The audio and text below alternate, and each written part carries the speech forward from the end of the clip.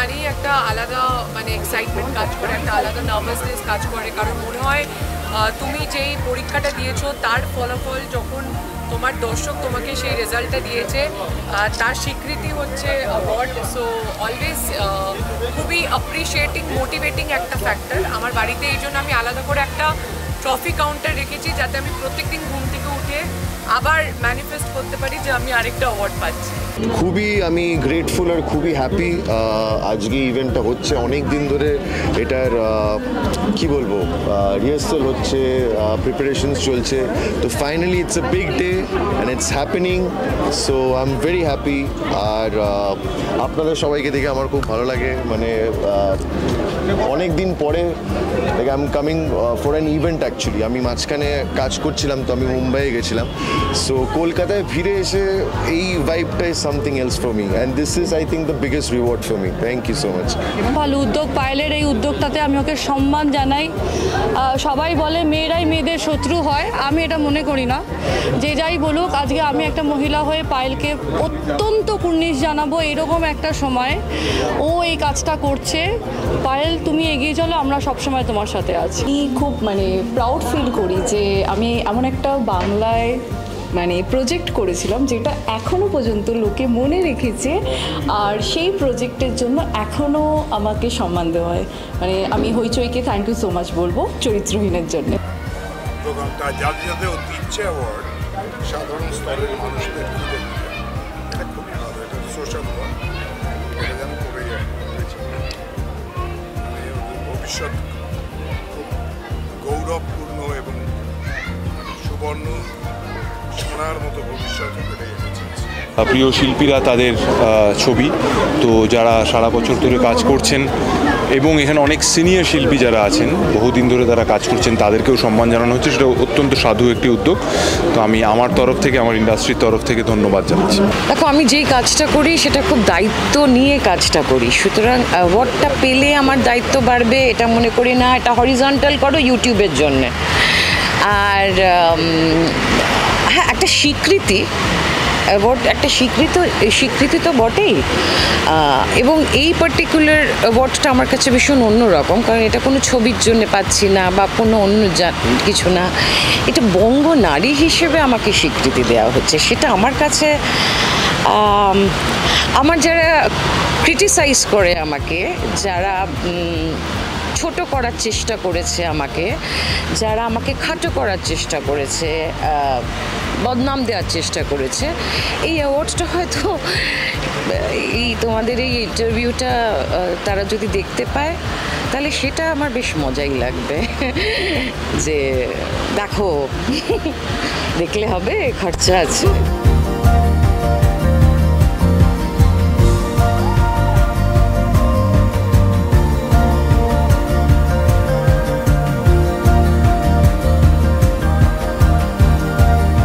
আজকে যে অনুষ্ঠান হচ্ছে, পুরস্কার দিচ্ছে পায়েল সরকার, খুব ভালো লাগছে আমার।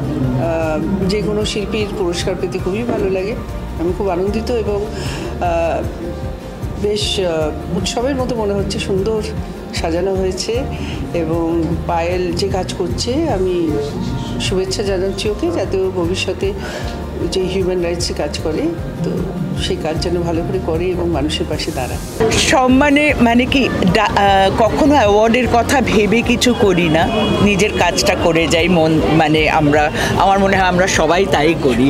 অ্যাওয়ার্ডের কথা তখন মনে করিই না, কিন্তু তারপরে যখন সেটার একটা অ্যাওয়ার্ড পাই, একটা স্বীকৃতি পাওয়া যায়, তখন ন্যাচারালি ভীষণ ভালো লাগে, ভীষণই ভালো লাগে।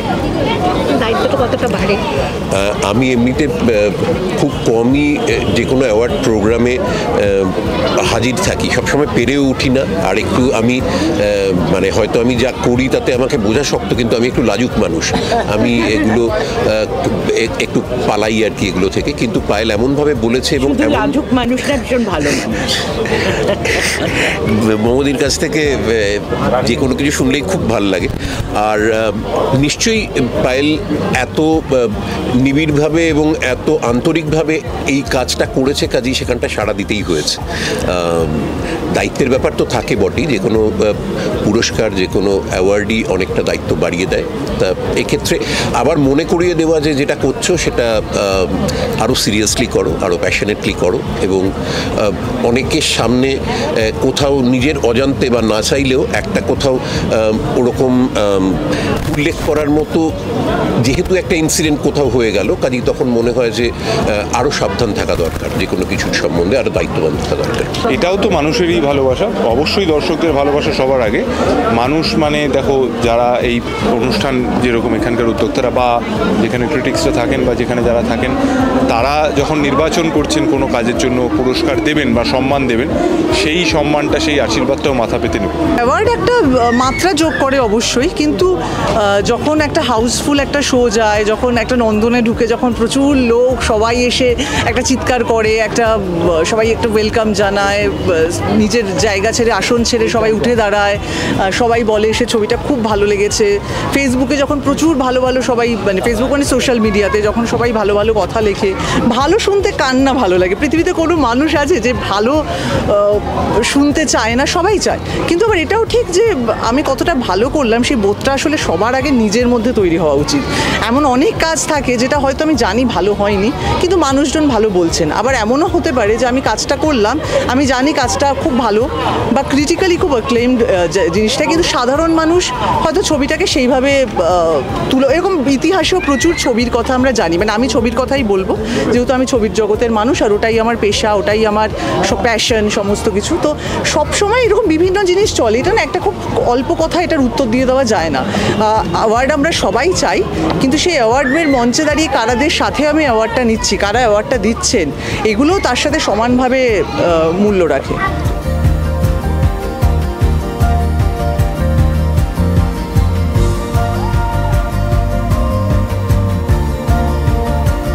মানুষ ভালোবেসেছে, আশীর্বাদ দিয়েছে, আমি সত্যি ধন্য। এবং আমি সবসময় বলি যে এই যে মানুষের ভালোবাসা, দর্শকের ভালোবাসা, আমার ফ্যান ফলোয়ার্স, আমার ওয়েল উইশার্স, কিংবা যারাই আছে, ওদেরই এই শুভেচ্ছা, এই আশীর্বাদ, এই ভালোবাসা পেয়ে এটা কিন্তু আমার বিরাট সম্পদ। পুরস্কার পাওয়া তো ভালোই লাগে, কিন্তু এই ভালোবাসাটা হচ্ছে বিরাট সম্পদ। এটা হচ্ছে ঈশ্বরের দান। তো আমি কিন্তু বেঁচে আছি এই ভালোবাসার জন্যে, মানুষের ভালোবাসার জন্যে। আমি সত্যি একটা আমার ইন্সপিরেশন, যে মানুষ যত আশীর্বাদ দেয়, ভালোবাসে, তত মনে হয় যেন সত্যি বোধহয় ঈশ্বরের আশীর্বাদ, এত আমায় ভালোবাসে মানুষ, এত আমায় চায়। খুব কম মানুষেরই এটা সৌভাগ্য হয়।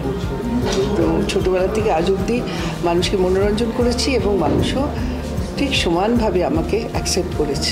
এইটাই আমার কাছে কি বলতো সব থেকে বড় পাওনা এটাই। মানে অ্যাওয়ার্ড অবভিয়াসলি ঠিক আছে, বাট মানুষের যে ভালোবাসা, মানুষের যে রেসপেক্ট, মানুষ যে কয়েকজন মানুষ আছেন, মানে এমন সময় এমনভাবে আমাকে ইন্সপায়ার করেছেন যে আই ওয়াজ অ্যাকচুয়ালি, একটা পয়েন্ট ছিল যখন আমি খুব উইক ছিলাম, কারণ কি আমার লাইফে, সবার লাইফেই আসে এক রকম স্ট্রাগল আসে, তো তখন আমি ওই স্ট্রাগলের মধ্যে দিয়ে যাচ্ছিলাম। দেন একজন আমার এরকমই একজন ফ্যান আমাকে এসে এত মিষ্টিভাবে আমাকে মোটিভেট করে, ইন্সপায়ার করে। তো দ্যাট ডে আই রিয়েলাইজ যে অ্যাওয়ার্ড এগুলো সব থাকবে, বাট আপনাদের যে ভালোবাসা, আপনাদের যে রেসপেক্ট, এটা আমার কাছে সব থেকে বড় অ্যাওয়ার্ড, এটা আমার কাছে সব থেকে বড় পাওনা। আর আমার আই থিঙ্ক 12 ইয়ার্স কমপ্লিট হলো ইন্ডাস্ট্রিতে, তো যেন আরও বছর এগিয়ে যেতে পারি, আরও কাজ করতে পারি। আপনারা আশীর্বাদ করবেন যাতে আরও ভালো কাজ করতে পারি, আরও এগিয়ে যেতে পারি। অ্যাকচুয়ালি মানে আমি আমার পার্সোনাল লাইফ কখনোই কারোর সাথে শেয়ার আজ পর্যন্ত করিনি। আই হোপ কি তোমরাও হয়তো জানো না, বাট আমি 3 বছর ইন্ডাস্ট্রি স্টপ করেছিলাম কোনো একটা কারণে। সো সেই জন্য আবার 3 বছর পর আমি আবার মানে মুম্বাই শিফট করে কাম ব্যাক, মানে পুরো নতুন করে শুরু। Exactly right. নতুন কোনো কাজের কথা হচ্ছে বলেই শিফট করা, হচ্ছে বলেই গ্রুমিং স্টার্ট। আশা করি যে তোমরা হয়তো আমাকে 3 বছর দেখোনি কোনো প্রজেক্টে, যখন আমি কলকাতায় শিফট করেছিলাম, বাট আবার সেই ফিরে আসা। পায়েলকে আমি যত দেখি আমি অবাক হয়ে যাই একেবারে। ওইটুকু একটা মেয়ে এত বড় একটা জিনিস কী করে সামলায়, এটা আমার দ্বিতীয় বছর আমার আশা হলো। আর মানে আমি ভাবতেই পারি না ও কী করে আর এত ভালো কাজ করছে। এই যে গ্রাম থেকে সব মানে দুস্থ এরকম মানুষদের নিয়ে সে যে জিনিসটাও করে, যে সাহায্যটা করে, সেটা একটা অসাধারণ ব্যাপার। এবং ও যেটা করে ওটাতে সাড়া দিতে ইচ্ছে করে, ও এত ভালো একটা জিনিস করে। সুতরাং ওকে সবসময় আমি মানে আমার বেস্ট উইশেস, শুভকামনা সবসময় ওকে জানাই, আর ও যেন আরও ভালো ভালো কাজ করে।